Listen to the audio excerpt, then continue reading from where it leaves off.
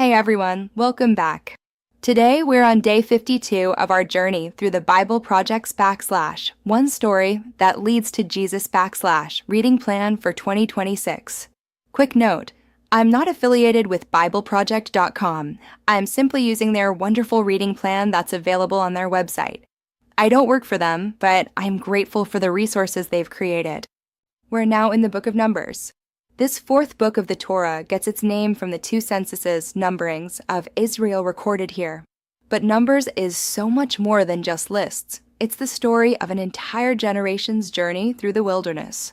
After receiving God's law at Mount Sinai, Israel is supposed to march straight to the Promised Land. Instead, their fear and unbelief lead to 40 years of wandering.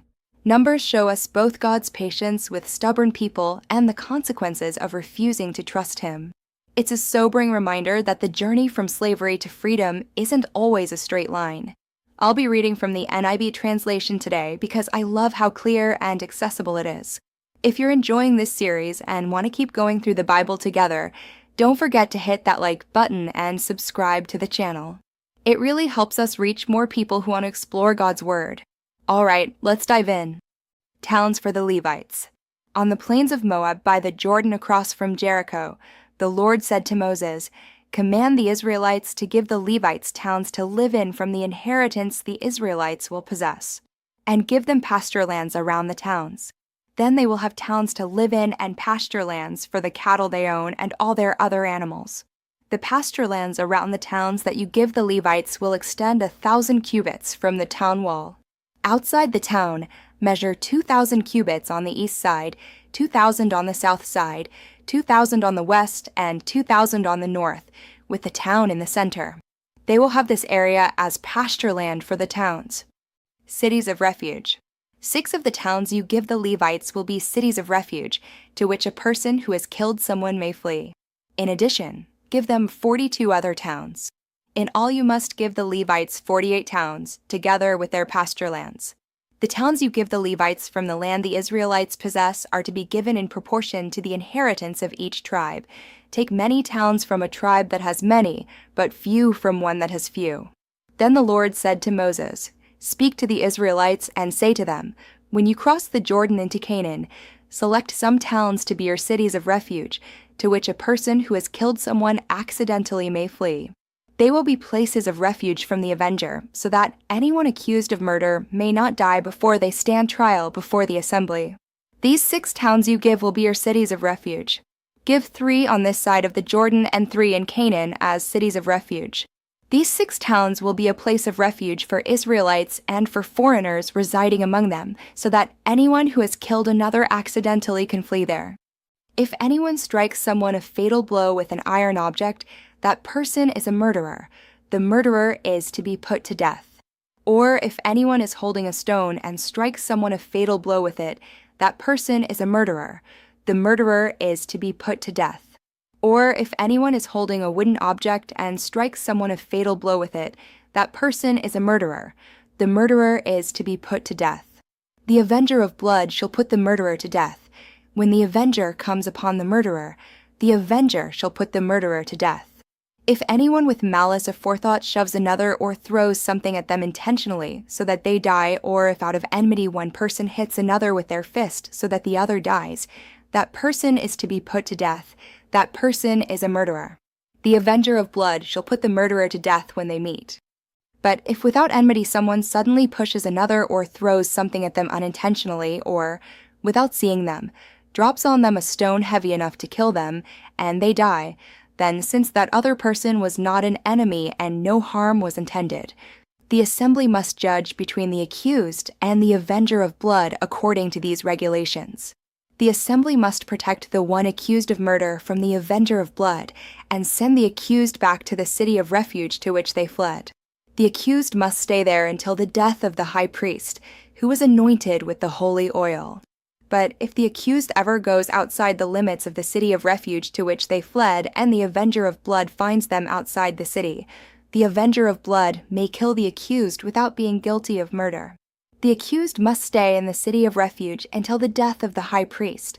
Only after the death of the high priest may they return to their own property. This is to have the force of law for you throughout the generations to come, wherever you live.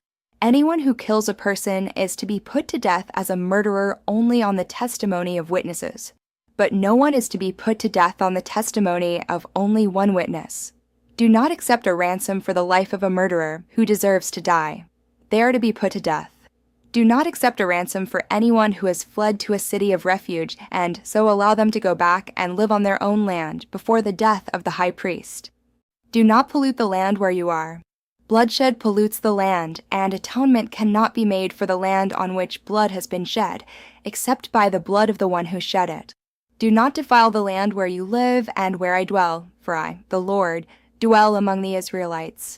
Inheritance of Zelophehad's daughters. The family heads of the clan of Gilead son of Machir, the son of Manasseh, who were from the clans of the descendants of Joseph, came and spoke before Moses and the leaders, the heads of the Israelite families. They said, "When the Lord commanded my Lord to give the land as an inheritance to the Israelites by lot, he ordered you to give the inheritance of our brother Zelophehad to his daughters. Now suppose they marry men from other Israelite tribes, then their inheritance will be taken from our ancestral inheritance and added to that of the tribe they marry into. And so part of the inheritance allotted to us will be taken away. When the year of Jubilee for the Israelites comes, their inheritance will be added to that of the tribe into which they marry, and their property will be taken from the tribal inheritance of our ancestors."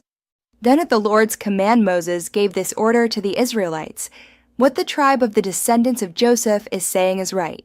This is what the Lord commands for Zelophehad's daughters. They may marry anyone they please as long as they marry within their father's tribal clan. No inheritance in Israel is to pass from one tribe to another, for every Israelite shall keep the tribal inheritance of their ancestors. Every daughter who inherits land in any Israelite tribe must marry someone in her father's tribal clan, so that every Israelite will possess the inheritance of their ancestors. No inheritance may pass from one tribe to another, for each Israelite tribe is to keep the land it inherits." So Zelophehad's daughters did as the Lord commanded Moses. Zelophehad's daughters, Mahlah, Tirzah, Hoglah, Milcah, and Noah, married their cousins on their father's side. They married within the clans of the descendants of Manasseh son of Joseph, and their inheritance remained in their father's tribe and clan. These are the commands and regulations the Lord gave through Moses to the Israelites on the plains of Moab by the Jordan across from Jericho. That's it for today's reading. Drop Day 52 in the comments. I love seeing who's on this journey with me. If something stood out to you from today's chapters, share it below. And if you're enjoying these readings, hit that like button and subscribe. Before tomorrow, read Psalm 52. It's a beautiful pause as we continue into Numbers. See you tomorrow for Day 53.